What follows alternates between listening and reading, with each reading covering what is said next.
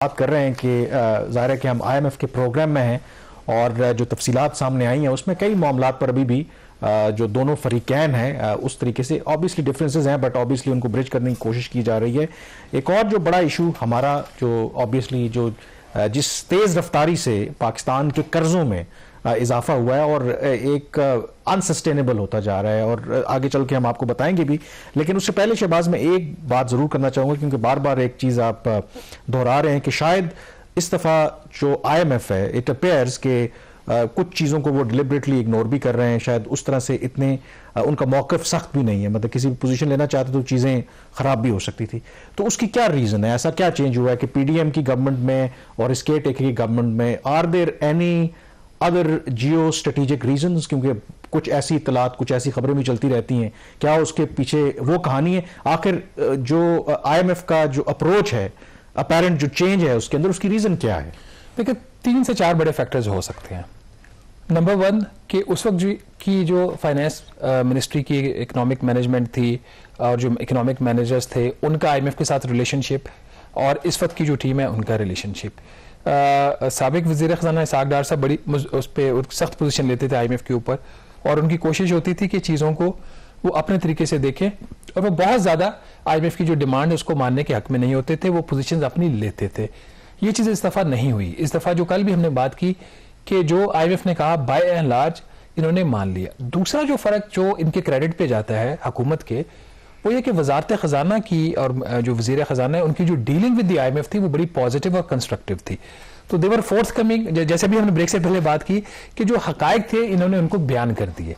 तो जब आप हकायक बयान कर लेते हैं तो पहला स्टेप तो आपका जो है ना ऑब्स्टिकल वहीं पे आप क्लियर कर लेते हैं, आप अगले को बता देते हो ये मेरी इसमें प्रॉब्लम है, हेल्प मी आउट। तो आपने वहां पे आप उनको एक स्पेस दे दी उनको भी काम करने की। तो जब एक चीज गलत हो, फेस के ऊपर आपको गलत नजर आ रही हो, तो फिर आप उसको जब इंसिस्ट करेंगे then there will be a problem. तीसरा फैक्टर जो हमने कल के प्रोग्राम में भी जिक्र किया था, जो ब्रॉडर ऑब्जेक्टिव्स थे वेस्ट के इस दफा, वो ये थे कि वो चाहते हैं पाकिस्तान में इंतखाबात हों, कैसे हों, कितने शफाफ हों, कौन हिस्सा ले कौन हिस्सा ना ले, ये शायद उनके इस वक्त कंसर्न ना। उनका कंसर्न ये था कि इंतखाबात की तारीख आ जाए जो कि आ गई। तो ये एक एनालिसिस सबके है कि ये ऐसा चाह रहे थे वेस्ट कि उनकी ये ख्वाहिश थी, वो डेट आपको मिल गई। तो ये सारे जो फैक्टर्स थे। और फिर जो चौथी चीज है जो इकोनॉमिक है कि IMF इस प्रोग्राम को ले रहा है एक ब्रिज फाइनेंसिंग, एक छोटा प्रोग्राम जो लीड करेगा एक बड़े प्रोग्राम की तरफ। तो जो चीजें होंगी जो लॉन्ग टर्म होंगी, जो इनको उनसे काम बड़े करवाने होंगे, वो फिर बड़े प्रोग्राम। तो शायद इसलिए भी थोड़ा वो लीनियंट है। लेकिन एक मैं फैक्टर ज़ाहिर है कि आप इंटरनेशनल पॉलिटिक्स को अलग से नहीं देख सकते, यू नेवर नो। ये खबरें भी आती रही हैं कि शायद Pakistan through a third country Ukraine को वेपन्स भी सप्लाई कर रहा है, कुछ इस तरह की खबरें आई हैं। हालांकि मेरा स्टेट्स होती हैं, कुछ चीज़ें आप खामोशी के साथ करते भी हैं, अपना फ़ायदा भी देखते हैं। और अगर पाकिस्तान को, अगर आपको फ़ौरन उसकी ज़रूरत है, अगर आप कर रहे हैं, आप असला बनाते हैं तो कर रहे हैं, मुझे उस पर कोई एतराज़ नहीं। हमारे यहाँ लोग बाज़ दफ़ा इन्वोक करते हैं ना पॉलिटिक्स, क्या इंटरनेशनल पॉलिटिक्स में आप अपने इंटरेस्ट देखते हैं ना। इट कुड बी पॉसिबल के मैं इस बात को एग्री नहीं करता, उसकी वजह है कि हो सकता है कि ये रीज़न भी हो। नहीं, मैं क्यों इस पर एग्री नहीं करता। लेट्स सपोज ऐसा है, हमें नहीं पता कि ऐसा है या नहीं। पाकिस्तान तो डिनाई करता है, वज़ारत ख़ारजा ने हमेशा इस चीज को डिनाई किया और वेस्ट ने भी कभी इस चीज को ओन नहीं किया। नंबर 1। तो अगर हम अज्यूम कर लेते हैं ऐसा है, तो अगर ऐसा है तो ये अभी तो हुआ नहीं है, जुलाई में नहीं हुआ। ये तो जब पिछला प्रोग्राम नाकामी पे खत्म हुआ, $3.5 अरब हम ले नहीं सकते, तो फिर अगर था तो उस वक्त भी था, तो उस वक्त फिर हमें यूक्रेन सेल्स का क्यों फायदा नहीं हुआ? तो I would not give much weight to this. हाँ, जो relationship between Pakistan and America इस वक्त है वो उस वक्त नहीं थे, बेहतर है अब पहले से। Channel of communication, channel of communication इनके बेहतर हो गए हैं, इनकी जो बॉडी लैंग्वेजेस हैं वो एट ईज आ गई हैं। तो पहले कंप्लेंट्स होती थी बंद कमरे में, अमेरिकन भी हमें बताते थे, वो अपनी करते थे क्रिपिंग, और ये जो है और इसको हमें मेरा ख्याल है नेगेटिव नहीं देखना चाहिए। हम अक्सर जो है ना चेस्ट बीटिंग करते हैं कि अगर आपकी एक कामयाब सिफारतकारी क्या होती है कि आप जितनी बड़ी पावर्स हैं अगर आप उनको तरीके से कन्विंस करके अपना फायदा उठाते हैं तो that is a good thing. मतलब हमारे यहाँ तो जरा हम अपने मसाइल नहीं देखते ना। तो अगर जो जिस पे हमें फायदा है, मैंने एक हमेशा कहा कि दोस्तों जो दो ममालिक होते हैं उनमें दोस्तियां या लॉयल्टीज नहीं होती, उसमें दोनों के अपने अपने इंटरेस्ट होते हैं, जो यहाँ पे म्यूचुअल इंटरेस्ट होता है। जो चाइनीज प्रेसिडेंट एक बात हमेशा कहते हैं, अमेरिका में भी उन्होंने जाके यही बात कही है कि mutual interest and mutual respect, उसकी बेस पे आपकी जो किसी के साथ डीलिंग होती है आप कीजिए। हम कोई मतलब किसी एक कंट्री के साथ तो क्लब नहीं है। अब आ जाते हैं दूसरे नंबर्स के ऊपर।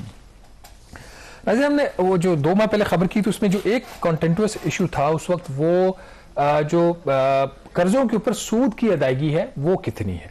तो हमने उस वक्त ये जराये से रिपोर्ट किया था कि हुकूमत का बजट जो 7,300 अरब रुपया था, उसके मुकाबले में वजारत खजाना की अपनी असेसमेंट थी कि ये तकरीबन 8,300 अरब रुपए से ज्यादा होगा। तो अब खबर यह है कि हुकूमत ने जो खुद IMF को बताया वो 8,485 अरब रुपए के करीब इन्होंने कहा कर्जों के ऊपर सूद की अदायगी होगी। और ये वाला जो नंबर्स है IMF ने इसको भी नहीं माना। IMF की जो मेरे जराये बता रहे हैं उनकी जो फोरकास्ट है वो 8,627 अरब रुपया, 8,627 अरब रुपया पाकिस्तान को IMF के मुताबिक इस साल चाहिए सिर्फ कर्जों के ऊपर सूद की अदायगी के लिए, जिसमें अब बात वहीं पे आ जाती है, अगर मीडिया रिपोर्ट करे तो गलत है, जब आप मुज़ाकरात में बैठते हैं तो वही नंबर्स आपके सामने आ जाते हैं। तो फिर पॉजिटिविटी और नेगेटिविटी के चक्कर में मत पड़िए। अब देखिए अगर फैक्चुअल चीज है तो उसको आप काइंडली उसको एक्सेप्ट कीजिए। इसी के अंदर जो दूसरा नंबर होता है कि आपने जो डोमेस्टिक है, जो मुकामी तौर पर हुकूमत ने कर्जे लिए हुए उसके ऊपर अदायगी, हुकूमत का जो बजट का नंबर था वो 6,430 अरब रुपया था।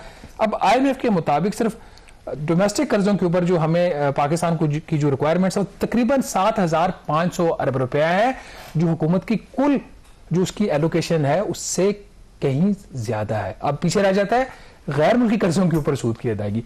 हुकूमत का नंबर था 872 अरब रुपया और मेरे जरा ये बता रहे हैं कि IMF के मुताबिक ये नंबर कोई 1,022 अरब रुपया है। तो यहां पे जो स्लिपेजेस IMF दिखा रहा है वो कहीं ज्यादा है जो वजारत खजाना ने बजट एलोकेट किया हुआ। कितना होगा वो कामरान 30 जून को पता चल जाएगा। दो और नंबर डिस्कस कर लेते हैं। लेकिन इससे पहले देखें, सवाल में भी स्टूपिड हो, लोग सवाल भी करते हैं। आपने जो जिक्र किया कि ये जो सूद की मद में हमने इस साल जितना पैसा देना है उसमें 7,500 अरब रुपए डोमेस्टिक है, यानी जो डोमेस्टिक आपने लिए हुए हैं। तो आमतौर पर लोग ये भी सवाल करते हैं, चलें फॉरेन जो लोन है उसमें तो आप डॉलर तो नहीं छाप सकते, तो लोग ये भी कहते हैं कि डोमेस्टिक लोन है तो स्टेट बैंक क्यों नहीं पैसे छाप के वो 7,500 अरब रुपए दे दे। वो मतलब डोमेस्टिक लोन है ना। लोग बाज दफा मैं एक सवाल करते हैं कि आप मतलब नहीं पैसे छाप के, रुपया छाप के आप वापस कर दें 7,500 अरब छापा जाएगा ना, उसके अगेंस्ट को गवर्नमेंट का, क्योंकि आमतौर पर ये सवाल करते हैं तो मैं इसलिए आपसे पूछा कि ये उसको ऐसा क्यों नहीं हो सकता। ऐसा इसलिए नहीं हो सकता कि जो इकोनॉमिक थ्योरीज है वो हमें ये बताती है कि नोट प्रिंटिंग से महंगाई आती है। अगर आपने एक ग्लास ये खरीदना है और आपके पास पैसे कम है, या तो आप नहीं खरीदेंगे या आप पैसे जमा करके इसको खरीदने की कोशिश करेंगे। तो अगर ये ग्लास खरीदना, इधर आपने प्रिंटिंग मशीन लगाई हुई है तो आप इसकी जो भी प्राइस कर दें आप उतने ही नोट प्रिंट करके उसको दे देंगे तो उसकी कीमत मार्केट में बढ़ना शुरू हो जाएगी, महंगाई होगी। ऐसा होता नहीं है और ये पॉसिबल नहीं होता। बट अब उसमें जो चीज हो सकती है, जो 7,500 अरब है, ये कम हो सकता था। कैसे हो सकता था कि जो इस वक्त इंटरेस्ट रेट स्टेट बैंक ने 22% रखा हुआ है, इसको अगर आप 12, 14, 15 वट एवर रेट एक होता उस पे होता तो कैसे होता, IMF का फिर प्रोग्राम ना होता। नहीं, अब ये तो प्रॉब्लम नहीं, ये तो कैच इनको, ये तो इनके करने वाले काम, इनको कन्विंस करना है ना कि महंगाई जो हो रही है वो इस वजह से नहीं हो रही कि जो आपकी इन्फ्लेशन वो डिमांड की वजह से बढ़ रही है। महंगाई इस वजह से बढ़ रही है कि 40% आपके रुपए की कदर गिरी पिछले माली साल में। बिजली की कीमतों में आपने अच्छा खासा कोई 35-40% इजाफा कर दिया। गैस की कीमतों में 193% इजाफा कर दिया।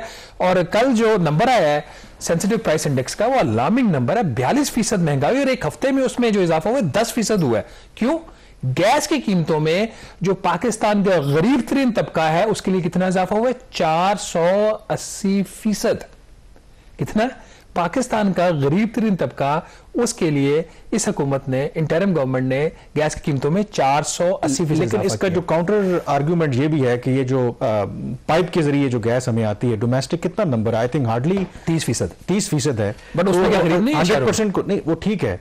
तो जो गरीब लोग भी हैं जहां एक्सेस नहीं है वो तो LPG इस्तेमाल करते हैं और वो बहुत ज्यादा महंगी है।